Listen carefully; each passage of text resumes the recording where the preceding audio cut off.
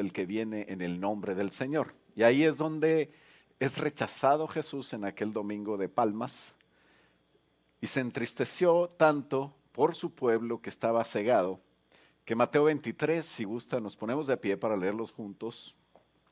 En el versículo 37, Jesús hace un lamento por Jerusalén y dice: Jerusalén, Jerusalén, que matas a los profetas y apedreas a los que te son enviados. ¿Cuántas veces quise juntar a tus hijos como la gallina junta sus polluelos debajo de sus alas, y no quisiste? He aquí que hoy viene a vuestra casa desolación, es dejada desierta, porque os digo que desde ahora no me veréis hasta que digáis: bendito el que viene en el nombre del Señor. En el primer versículo del capítulo 24 dice que eso lo dijo Jesús estando en Jerusalén, siendo rechazado.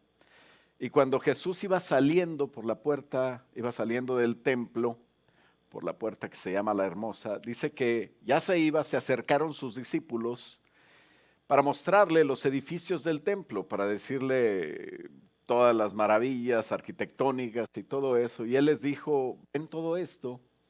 De cierto os digo que no quedará aquí piedra sobre piedra que no sea derribada. La destrucción del templo se llevó a cabo durante aquella generación que rechazó a Jesús 40 años después. En el año precisamente el 70, el general Tito, comandando los ejércitos romanos, llegó y destruyó el templo, destruyó la ciudad, se llevó cautiva, saqueó la ciudad y después pues sabemos la historia, que fue su pueblo esparcido por prácticamente toda la tierra. Los judíos fueron esparcidos. Pero en este momento Jesús dice: de aquí no quedará piedra sobre piedra. Y mientras caminaba hacia enfrente, hacia un monte que se llama el Monte de los Olivos, bajando por el arroyo del Cedrón, sus discípulos le formulan 3 preguntas escatológicas. Y estando él sentado, dice el versículo 3, en el Monte de los Olivos, los discípulos se le acercaron aparte diciendo: dinos, ¿cuándo serán estas cosas? ¿Qué señal habrá de tu venida y del fin del siglo? Respondiendo Jesús, les dijo: mirad que nadie os engañe. Así es como empieza la respuesta. Mira que nadie te engañe.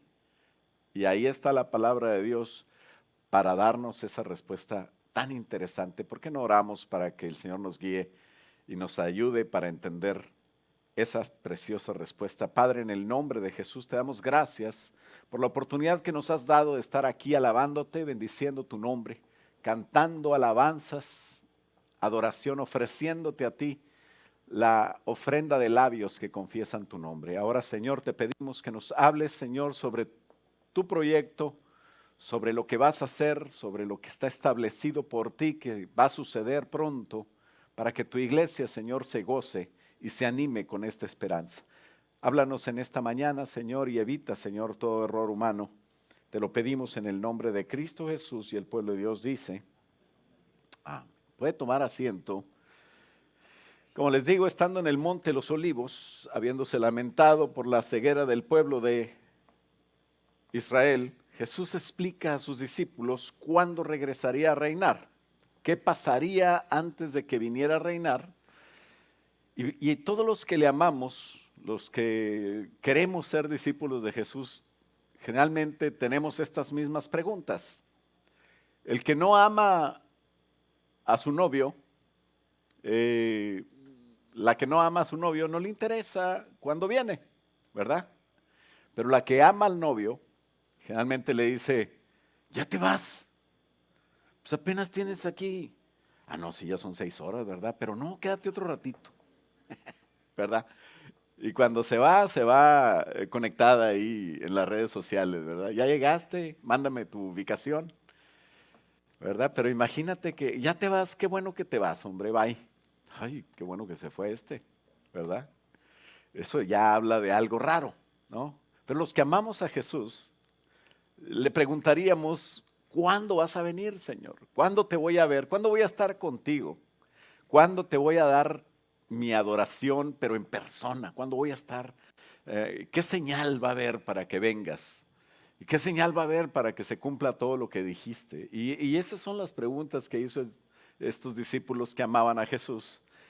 Y nosotros los que le amamos y le anhelamos, buscamos en su palabra esas respuestas. Nos animamos con la esperanza del regreso de Jesús. Y dice 1 Tesalonicenses 4, en el versículo 16, que el Señor mismo, Jesús, en persona, Él no va a mandar a su chofer por la novia. Cuando sea el tiempo de la boda, dice, el Señor mismo con voz de arcángel, con trompeta de Dios, descenderá del cielo. Y dice, los muertos en Cristo, los que han creído en Jesús durante todo este tiempo, desde que Él resucitó, hasta el momento en que suceda, dice, resucitarán primero. Luego nosotros, los que vivimos, los que hayamos quedado, seremos arrebatados juntamente con ellos en las nubes para recibir al Señor en el aire. Y ahí estaremos siempre con Él, siempre con el Señor, para siempre. Ya no nos vamos a separar de Él. Por tanto, dice el versículo 18, alentaos los unos a los otros con estas palabras. Cuando Jesús hablaba de estas señales que iban a suceder antes de que viniera, antes del fin del tiempo, nos podríamos decir que no es el fin del mundo, el fin de la tierra, porque la profecía dice que va a haber un tiempo de 1000 años de un reinado de Jesús. ¿Qué quiere decir esto? Que si Jesús viene hoy, hay mínimo 1000 años, más un tiempo de tribulación que también está establecido en la palabra de Dios, para que la tierra siga funcionando como la conocemos. Porque Jesús va a reinar en esta tierra. Pero antes de que Jesús venga a reinar, va a pasar algo interesante. Los que estén preparados, los que esperen a Jesús, van a ser raptados. A grandes rasgos, 3 señales son las que se pueden definir o se pueden visualizar. 3 grandes señales. Una es la reconstrucción del templo. Hay un templo de Salomón que debería estar en Jerusalén, pero ahorita no está. En el tiempo de Jesús estaba el templo, pero no está porque, como les digo, en el año 70 fue destruido. Y en su lugar, hace algunos siglos, fue construida una mezquita árabe de color dorado, que se llama la Mezquita de Omar, en ese lugar donde debería estar el templo. Entonces hay un conflicto político y religioso para construir ese templo. Todo eso se va a arreglar y va a haber una reconstrucción del templo de Salomón en Jerusalén otra vez. Otra de las cosas que va a pasar después de la reconstrucción del templo es el rapto de la iglesia, donde la iglesia, los que estén preparados, se van con el Señor. Y la tercera es la invasión de lo que llama la Biblia los reinos del norte y de oriente. Y bueno, no encontramos en el panorama global, mundial y político otros candidatos mejores que lo que sería China y Rusia. Y podemos ver que China y Rusia de repente están aliados, de repente no, pero una cosa que tienen en común es que no les gustamos nosotros, los de Occidente. Y entonces como que se acomoda el panorama político y de repente ya no parece que esté muy clara la situación. Lo primero es que la reconstrucción del templo se necesita un pacto que sea firmado de paz. Puede ser secreto ese pacto o puede ser ante los medios. No sabemos cuándo será, pero lo que sabemos es que hay mucha gente que intenta predecirlo. Hay muchos tratados de paz que se han firmado desde Ronald Reagan, Bill Clinton y en la actualidad hay tratados que se hacen de paz, pero el problema de los que quieren saber lo que Dios no dijo en el futuro es que se equivocan mucho. La Escritura no dice cuándo será, y lo que sí podemos ver es que ya hubo un pacto que desató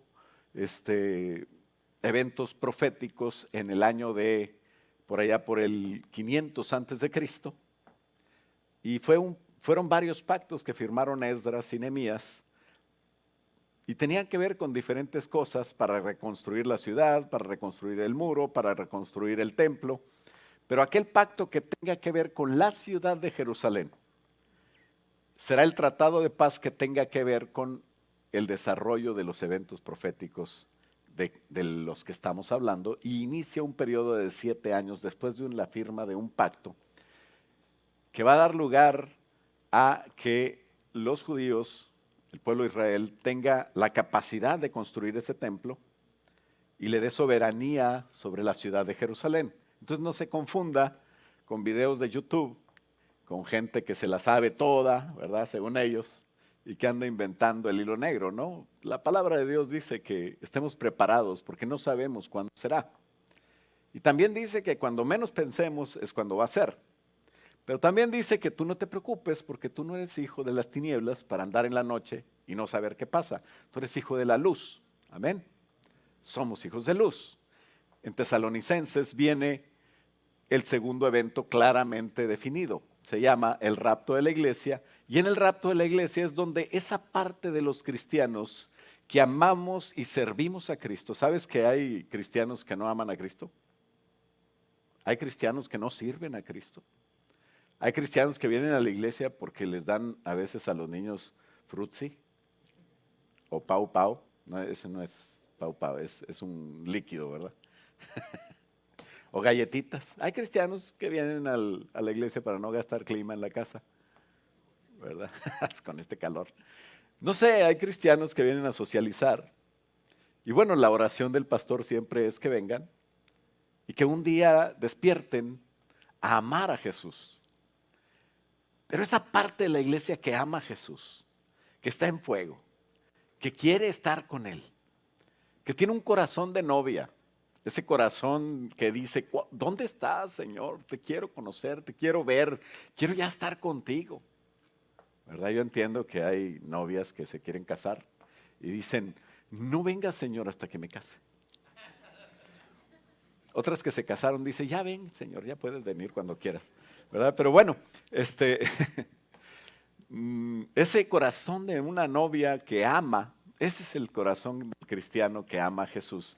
Y en ese momento el que esté preparado dice, nos vamos con Él, solo para quien se quiera casar con Jesús. En el cielo será un gozo, mientras en la tierra van a desatarse eventos tremendos de juicio que no tienen que ver con la iglesia, por eso la iglesia va a ser raptada.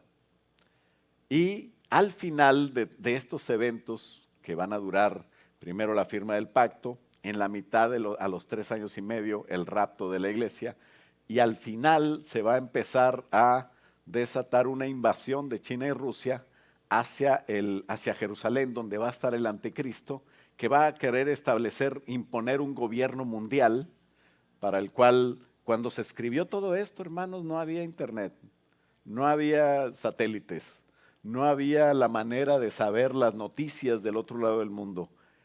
Sin embargo, se escribió y decían que todo ojo le va a ver. Todos los pueblos se van a dar cuenta. En ese momento van a ser testigos. Era imposible. También decían que iba a haber una sola moneda global. También decían que ya no se iba a utilizar el oro, el dinero, la plata, sino que va a haber un sistema de compra y venta establecido por este gobierno. Y nadie sabía hasta el 1960, 70 cómo pudiera ser. Cuando empezaron a salir las tarjetas de crédito, cuando empezó a salir la televisión vía satélite. Ayer, antier, cumplimos 50 años de que el hombre tuvo una transmisión mundial viendo cómo alunizaba, ¿verdad? El módulo lunar, aquel que mandaron de Houston, o más bien Florida.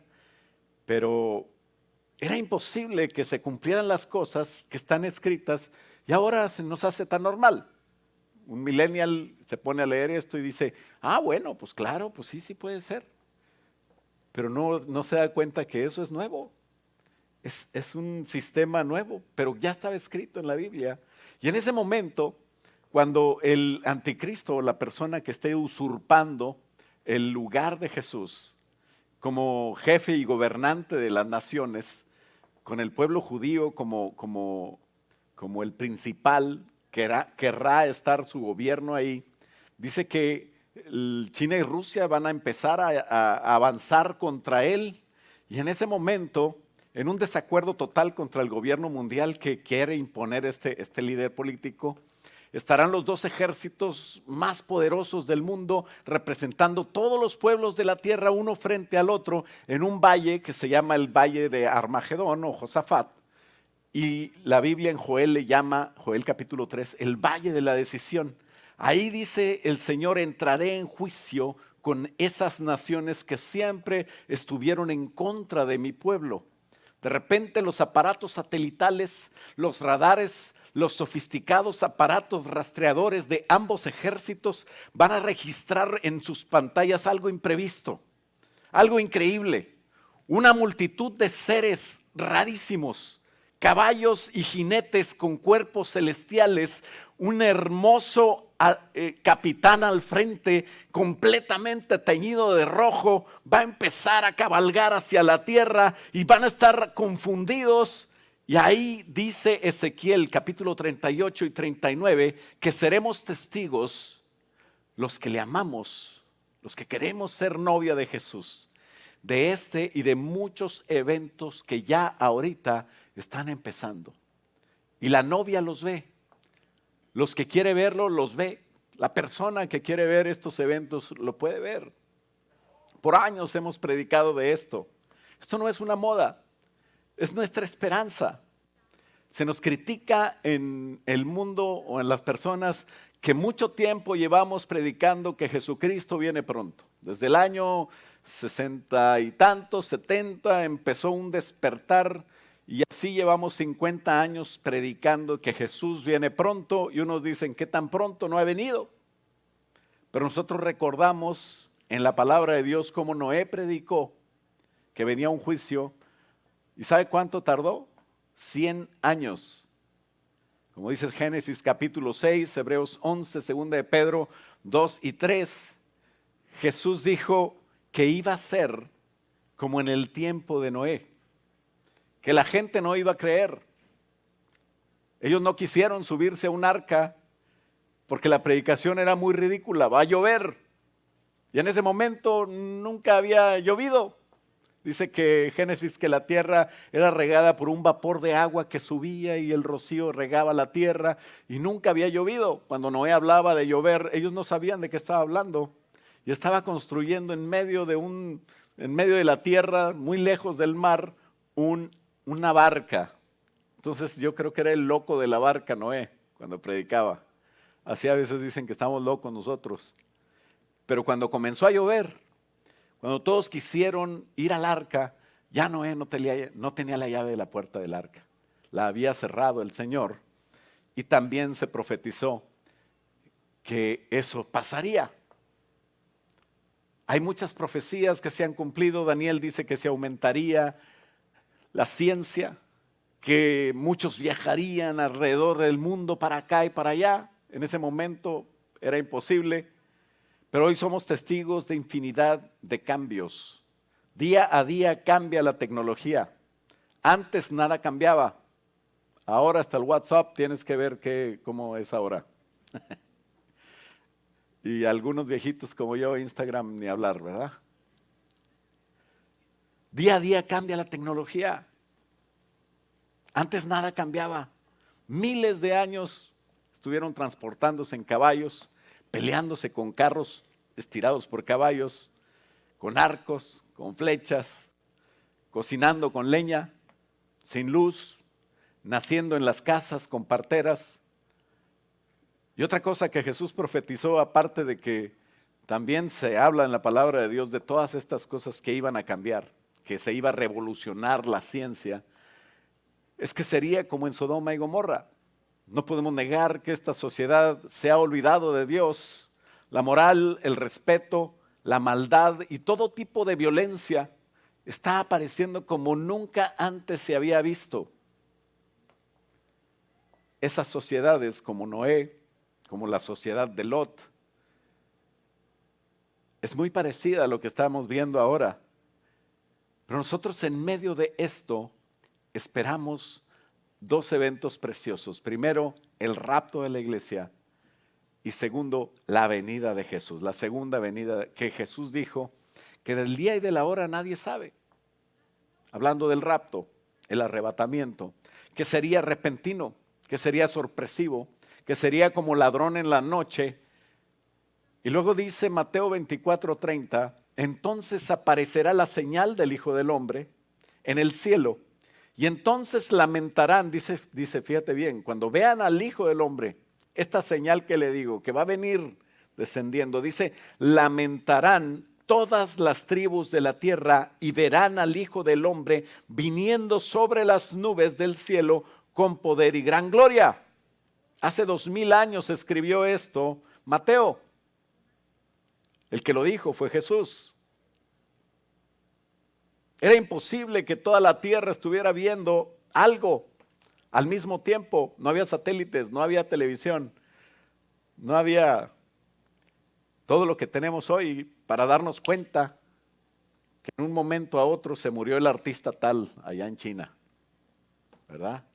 Y nadie conocía al artista, pero se hizo famoso porque se murió. Pero es que hay dos etapas que tenemos que ver, dos etapas, dos palabras, o sea, dos eventos.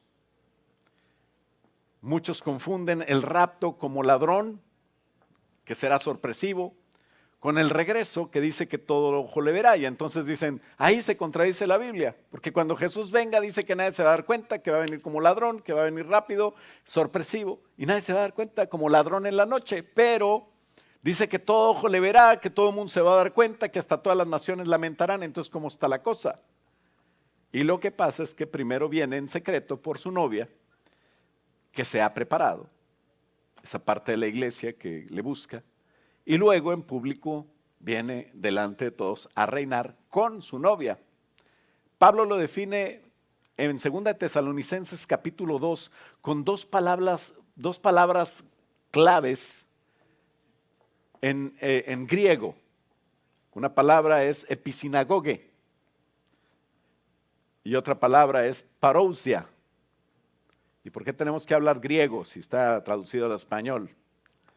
Porque en español no se nota igual. Dice la palabra de Dios, nuestra episinagoge quiere decir una reunión con Cristo. Esa palabra viene de sinagoga.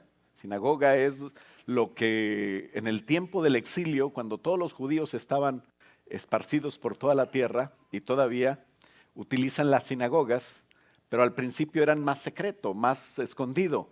Era como una reunión escondida.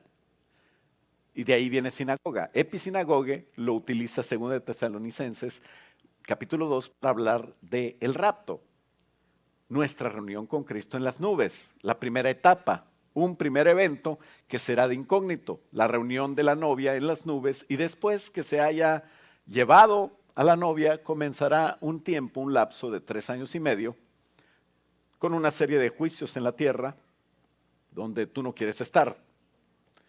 El diablo va a estar suelto, ahora sí. Ahorita el diablo tiene que respetarte, porque tú eres parte de la iglesia. Y ya él sabe que tiene que sujetarse, no a ti, pero al que tiene tu sello. Tú estás sellado con el nombre de Cristo. Y el diablo no te puede tocar. Por eso también te digo, no le abras tú la puerta. No le des permiso. Una serie de juicios, el diablo verdaderamente suelto en la tierra va a ser una tribulación, una gran tribulación, y los confundidos habitantes de la tierra van a sufrir tremendamente. Después viene la segunda etapa que se llama parousia. Parousia es una palabra que se usa, te lo voy a decir como que se me hace que has visto algún cuento, alguna historia donde sale el rey y todo el mundo se para en la fiesta porque ya va a salir, está una gran puerta y entonces se paran alrededor de la puerta dos filas con trompetas, ¿verdad? Algunos tienen unas banderitas y alguien anuncia, alguien que tenga la voz así como alguno de mis ancianos, los dos tienen una voz tremenda, y anuncia, a continuación, el rey de no sé dónde, de chocolate, no sé. Y empiezan las trompetas a tocar y se abren las puertas y todo el mundo wow y aplaude y otros se inclinan y empieza a pasar el rey. Eso es parousia. Parousia es el aparecimiento, la venida de Cristo como el rey. Por eso es que quiero hablar de esas palabras en griego, porque en griego tienen un significado muy diferente. En español dice con respecto a la venida de Jesucristo y nuestra reunión con Él, o sea, no suena como sinagogue, no suena como parousia, porque la palabra dice con respecto a la venida, y cuando dice venida dice la parousia, el aparecimiento como rey de nuestro Señor Jesucristo, con respecto a la parousia, venida de nuestro Señor Jesucristo, y nuestra episinagoge, reunión con Él. O sea, no está hablando de lo mismo. Si estuviera hablando de lo mismo, hubiera un problema de redacción ahí con Pablo. Pablo, ¿por qué dices pleonasmos? O sea, ¿de qué estás hablando? Nuestra reunión, la venida de Jesús y nuestra reunión con Él, pues es lo mismo. No, no es lo mismo. Ese es el problema de la traducción. Es con respecto al aparecimiento del Rey majestuoso y nuestra reunión en secreto con Él. No quiero, hermanos, que ignores, que no te dejes, dice el versículo 2, mover fácilmente de vuestro modo de pensar, ni os conturbéis ni por espíritu, ni por palabra, ni por carta, como si fuera nuestra, en el sentido de que el día del Señor está cerca. O sea, Pablo predicaba de esto. Pablo esperaba que viniera Jesús. Pero la primera etapa de Jesucristo viniendo en las nubes es el arrebatamiento. Y después viene como un rey, donde todo ojo le verá. Será repentino el primero, será secreto. Los eventos van a ser los siguientes. Primero, la resurrección de los muertos. ¿Quiénes son esos muertos que van a resucitar cuando venga Jesús? El hermano tal que venía a la iglesia y que nos tomamos un cafecito porque se murió. Mi papá, mi pastor, el apóstol Toranzo, a lo mejor Lázaro, María, la madre de Jesús. Seguramente que todos los apóstoles que murieron como mártires y todos los que han muerto desde el momento que Jesucristo resucitó, creyendo en Jesús, van a de repente resucitar de donde estén, justificados en la fe de todos los tiempos desde que Jesucristo resucitó. Número 2, transformados los vivos que son parte del varón perfecto. Imagínate que tú no te mueras, que Jesucristo viene en las nubes y así como estás eres transformado de repente, en un abrir y cerrar de ojos. Y tu cuerpo, que ahorita tiene un poquito de heartburn, acidez, otro le falta un poquito de pelo, como yo quisiera tener, otro tiene dolores de espalda, ¿verdad? Todo eso se va a convertir en nada. De repente te vas a sentir bien, como cuando tenías 23. Yo era cintura 28, pero no sé de qué pasó después, ¿verdad? Pero te vas a sentir excelente, no sé, te vas a sentir mejor que nunca y tu cuerpo va a ser transformado a un cuerpo que va a poder atravesar el techo y va a ir a recibir al Señor en el aire, en las nubes, y nos vamos con el Señor. Los que están muertos en Cristo van a ser resucitados, los que estemos vivos y amemos al Señor vamos a ser transformados y vamos a recibir al Señor en el aire. Eso es la tercera parte, un encuentro en las alturas con Jesús. Y ahí dice que Jesús va a dar sus galardones. No te va a juzgar, pero te va a decir, tú trabajaste para mí, yo te tengo este regalo para ti. Tú hiciste esto de buenas obras que yo te mandé a hacer. Ni siquiera oíste mi voz, pero tú sabías que tenías que hacerlo porque yo estaba en tu corazón y ahora yo te tengo este regalo para ti. Y entonces dice la palabra de Dios que va a haber un juicio para entrega de galardones. También lo más importante. De ahí nos vamos a la presencia del Señor, a una celebración de unas bodas, donde la novia vas a ser tú y yo. Esperamos que todos como iglesia, dice la palabra de Dios, que somos una novia que Jesucristo quiere preparar y el Espíritu Santo la está preparando a través de estar aquí, a través de transformarnos, a través de santificarnos, a través de buscarle más para ser una novia pura y sin mancha para Él, donde nosotros vamos a estar en una boda con el príncipe de príncipes, el más guapo de todos, el Señor Jesús. Y dice Mateo 24, 27, que igual que el relámpago sale del oriente y se muestra hasta el occidente, será también la venida así del Hijo del Hombre. El versículo 36 dice que del día y de la hora nadie sabe. No creas a los que te dicen, Jesús viene el 21 de mayo del 2019. Eso es nada más mi cumpleaños. No les creas, dan una bola de fechas y una bola de cosas y razonamientos y cálculos, pero del día y de la hora nadie sabe, ni aun los ángeles que están en los cielos, sino solo mi Padre, dice el Señor Jesús. En el versículo 40 dice que será así, estarán dos juntos tomando en el campo, dice, y será uno tomado y el otro será dejado. Estarán dos mujeres moliendo, dicen que las mujeres muelen, bueno, es bíblico aquí, ¿verdad? Pero dice que estarán dos mujeres moliendo, la Biblia dice, en un molino, y será una tomada y la otra será dejada. Versículo 42 dice, velad pues porque no sabéis a qué hora ha de venir nuestro Señor. Primera de Corintios 15, 51 nos sigue hablando de esto y dice, te voy a decir un secreto, un misterio. No todos vamos a morir, pero todos vamos a ser transformados. En un momento, en un abrir y cerrar de ojos, a la final trompeta, porque se va a tocar la trompeta, los muertos en Cristo serán resucitados incorruptibles y nosotros seremos transformados. Ahí está Corintios también con la doctrina. Una doctrina no es una creencia que se basa en un versículo bíblico, es toda un tema de la palabra de Dios. Y eso es lo que nos habla de que vamos a estar con el Señor, de que va a ser un arrebatamiento repentino, suddenly.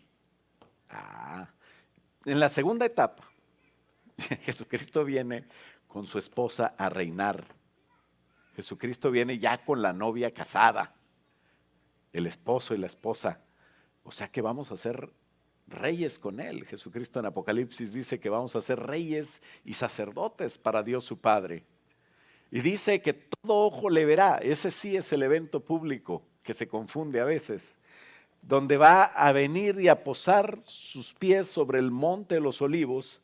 Y dice, en primer lugar, va a venir como rey en un caballo blanco, seguido de su novia en caballos blancos. Alguien le dijo a su hijo que estaba muy triste porque se murió el perrito. Dice, pues ni modo, se acabó, ya él no está sufriendo porque en el cielo no hay animales. Pues en el cielo hay caballos blancos. Así es de que yo no sé, puede ser que tu hijo tenga más razón que tú cuando te dice, se fue al cielo, papi. Tú dile, quién sabe, mi hijo, pero está bien. Y si no sabes montar, la buena noticia es que te van a enseñar. Dice que vamos a venir todos nosotros en caballos blancos montados, la novia de Jesús. Y se va a efectuar la batalla del Armagedón. Cuando viene el Señor Jesús, como muchas veces pasó, como en Josafat, por eso era el valle de Josafat. En Crónicas hay una historia donde el rey estaba muy preocupado porque venía una coalición, se habían unido varios ejércitos en contra de Israel y él estaba bien preocupado. Y el Señor le dijo, ¿sabes qué? Ponte a orar, ponte a alabar al Señor, manda a los levitas adelante. Y los de la alabanza decían, ¿yo por qué? Espérate, pues, si yo no tengo ni pistola. No, pues ustedes se van adelante. Y dice que ellos se mataron unos a otros. ¿Y sabes qué hizo el pueblo de Israel? El pueblo de Dios. Lo único que hizo fue ir a recoger el botín de todo lo que había en la batalla, porque ellos salían a pelear con sus joyas, con su dinero, no sé, así se acostumbraba, como para darse valor. Dije, si me matan, pierdo mi dinero. Pues a veces no sé, el pensamiento de raro, ¿verdad? De los que sienten que todo es material. Israel ganó sin pelear. Y en ese momento dice que el Señor Jesús con su novia, un ejército, una multitud que viene cabalgando en las nubes, en caballos angelicales, con cuerpos ellos también angelicales. O sea, no te preocupes tanto, vas a estar angelical un día. Y vas a venir con el Señor Jesús descendiendo. Y en ese momento todos van a empezar a ver en los radares y van a empezar a matarse unos a otros. Y va a ser terrible, pero el Señor Jesús no se va a ensuciar las manos. Ellos se van a deshacer solos. El Señor Jesús va a salir del norte donde está Megiddo, donde está Armagedón, y va a llegar hasta el centro de Israel, donde está Jerusalén, en el frente de donde debería estar el templo, donde va a estar en ese momento, y va a posar sus pies en el monte de los olivos. Y ahí se va a efectuar el juicio de las naciones. Es el número 3. Primero vendrá como rey, segundo se efectuará la batalla del Armagedón, tercero va a ser el juicio de las naciones, y cuarto va a ser establecido un reinado de 1000 años. Después de ese reinado, donde va a ser un reinado precioso, donde la gente va a durar lo que Jesús había planeado desde el principio. Dice que un niño se va a morir niño porque se murió de 100 años. Eso es lo que dice Isaías. En ese momento, en el milenio, van a estar juntos comiendo pasto, el león, las ovejas, los niños van a jugar con las serpientes de cascabel, con las víboras venenosas. Dice que todo se va a volver como un paraíso, y ese va a ser el reinado de 1000 años del Señor Jesús. La novia, que es pura, sin mancha, sin contaminación, fue purificada con la sangre de Jesús. Por eso es que en Apocalipsis hay un altar que es el altar del incienso, las oraciones. No hay el altar del sacrificio, porque el sacrificio ya está hecho. Dice Juan, cuando vi el trono de Dios, en Apocalipsis vi a un cordero sacrificado como inmolado, pero estaba de pie. Y es Jesús que ya te salvó, es Jesús que ya te tiene a ti seguro. Pero dice que esa novia, pura y sin mancha, purificada por la sangre de Jesús, pero debe de ser conservada, porque sí va a haber un altar en el cielo, el altar del incienso, el altar de las oraciones, el altar donde tú con tus oraciones, con tu vida de alabanza, de adoración, de estar aquí, de darle al Señor lo que tu corazón, como decía el hermano David, ¿qué le podemos dar al Señor? Mi corazón, mi alabanza, mi adoración. Va a ser como un incienso, un olor grato al Señor. En ese altar la novia debe estar ocupada, debe estar siempre buscando al Señor. Es como el teléfono donde yo hablo con el Señor Jesús, ¿no? Se te olvida todo menos el teléfono. A veces llegas al carro y te regresas porque no tienes las llaves, pero el teléfono sí lo tenías. A algunos amigos les pasa.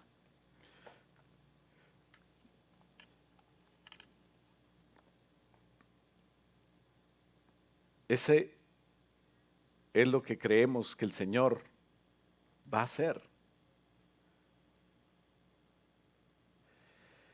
Y dice la palabra de Dios que nosotros no tenemos a un sacerdote que no se pueda compadecer de nosotros. Él sabe lo que estás pasando.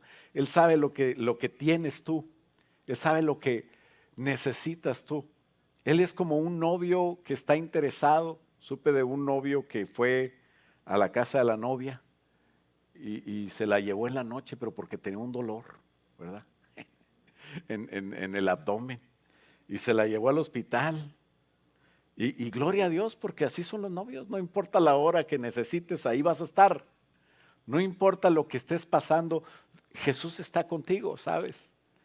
Y Dios quiere que sepamos que nosotros no estamos solos, que tenemos un novio que nos ama, que quiere estar con nosotros, que quiere pasar tiempo contigo y que hay una esperanza nuestra de estar con Él, de vivir con Él.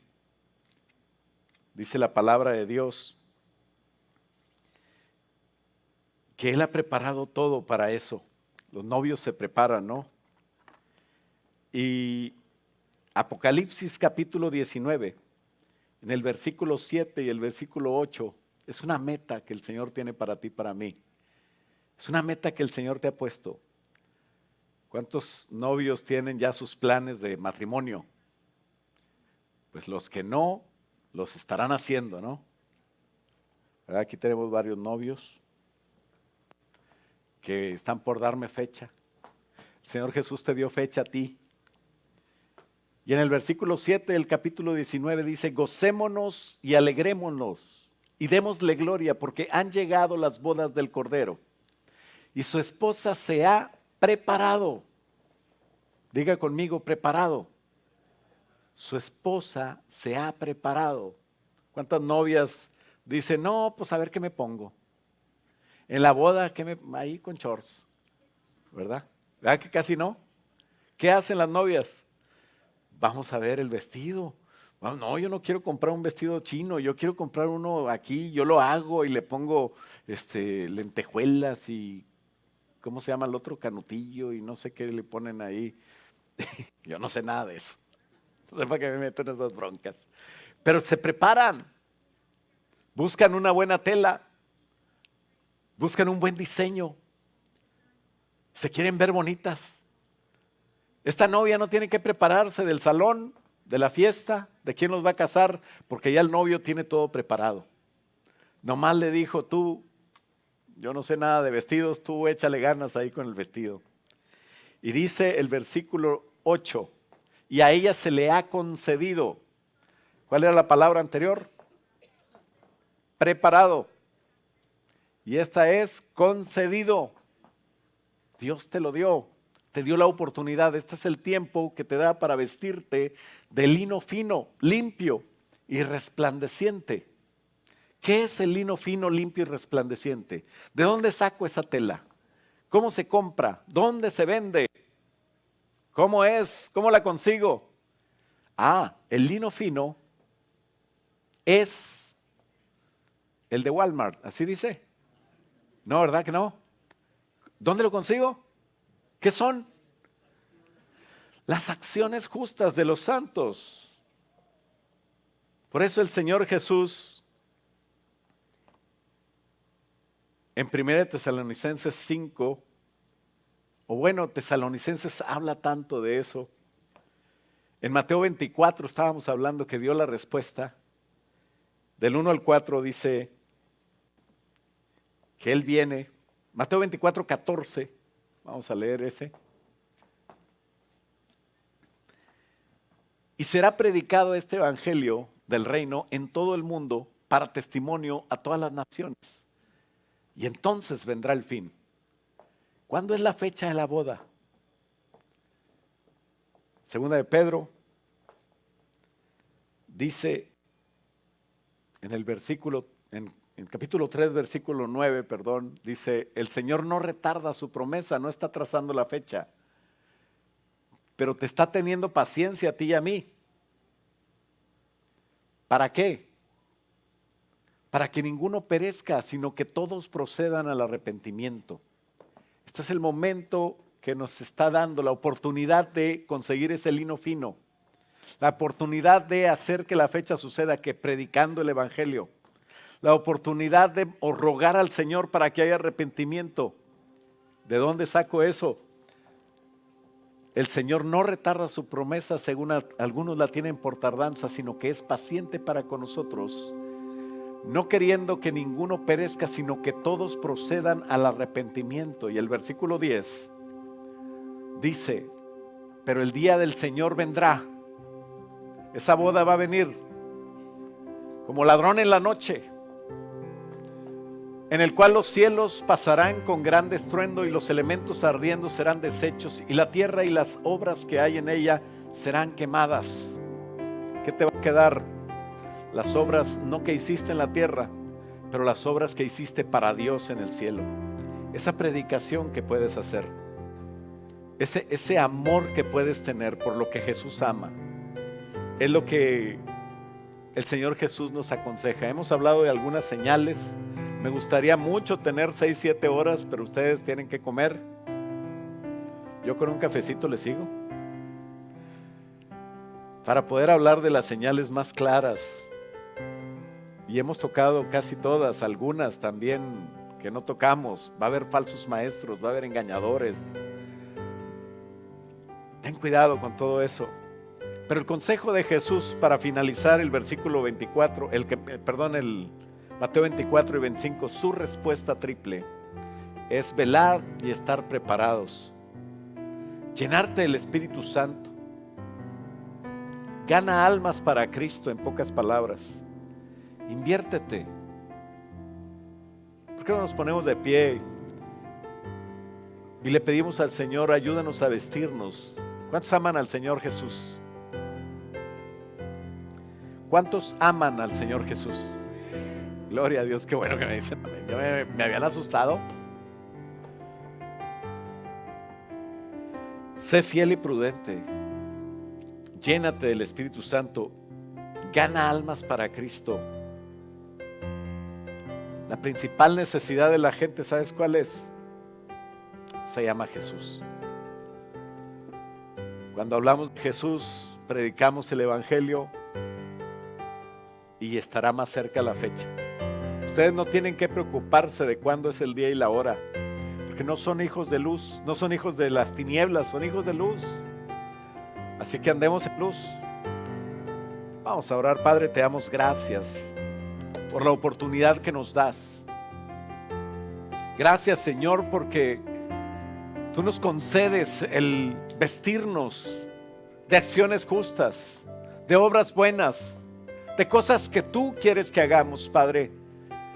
Padre, despierta en tu iglesia, Señor, ese anhelo de agradarte, ese anhelo de vestirse de lo que tú quieres que se vista, ese anhelo de estar purificado sin mancha. Ya tú lo hiciste con tu sangre, pero ahora ayúdanos a mantenernos fieles, a mantenernos amándote a ti, a amar lo que tú amas, a amar a nuestro prójimo como a nosotros mismos, a proveer a nuestro prójimo, no lo material, no las cosas perecederas, no obras de este mundo, sino a proveer lo más necesario, Padre, que es que te tengan a ti. Y que el que no te conozca, Señor, que te diga: Jesús, ven a mi corazón. Y que el que te tenga, Señor, despierte y diga: Jesús, manda en mi corazón. Que podamos ser personas de cambio, personas que hagamos que otros cambien, personas que se vistieron de lo que tú quieres que nos vistamos y que actuemos así, Señor. Ayúdanos a ser tus siervos. Hay una realidad, Señor, más grande y más fuerte de la que vemos a nuestro alrededor, y es la realidad espiritual. Señor, tú vienes pronto. Ayúdanos a prepararnos, ayúdanos a estar listos, ayúdanos a estar en fuego, ayúdanos a encender, Señor, nuestra lámpara. Ayúdanos a estar, Señor, siempre anhelando tu amor, y que tú, Señor, vengas, Señor, y nos despiertes en el nombre de Cristo Jesús. En el nombre de Jesús, Padre, yo bendigo esta congregación, bendigo, Señor, cada vida, cada trabajo, Señor, que tú les das, cada fuente de ingresos que usas para bendecir a mis hermanos. Y yo declaro, Señor, bendición sobre ellos. Que la maldición, Señor, de otros sea alejada completamente. Que, Señor, ellos sean bendecidos, Señor, y puedan estar contentos y felices para servirte, para agradarte, para educar a sus hijos en tu camino. Y que nadie, Señor, se aparte del bien, de la misericordia que eres tu Padre. En el nombre de Cristo Jesús, y todos decimos amén. Dale un aplauso fuerte al Señor. Aleluya.